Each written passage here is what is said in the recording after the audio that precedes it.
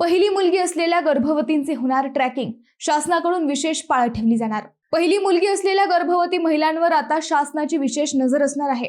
होय, राज्य शासनाने गर्भलिंग निदान आणि स्त्री भ्रूण हत्या रोखण्यासाठी एक महत्त्वाचा निर्णय घेतला असून अशा गर्भवती महिलांचे प्रसूतीपर्यंत विशेष ट्रॅकिंग केले जाणार आहे। मंडळी, ज्या महिलांना पहिली मुलगी किंवा त्यापेक्षा जास्त मुली आहेत अशा गर्भवतींची आता आरोग्य विभागाकडून विशेष नोंद ठेवली जाणार आहे। या मोहिमेअंतर्गत महिलेला आधी किती अपत्य आहेत, त्यामध्ये मुलगा किंवा मुलगी किती आहेत याची स्वतंत्र नोंद केली जाणार आहे।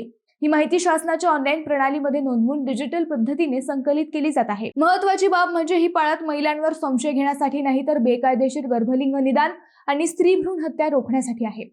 काही ठिकाणी दुसऱ्यांदा मुलगी होऊ नये म्हणून बेकायदेशीर गर्भपात केल्याच्या घटना समोर येत असल्याने शासनाने हे पाऊल उचलले आहे।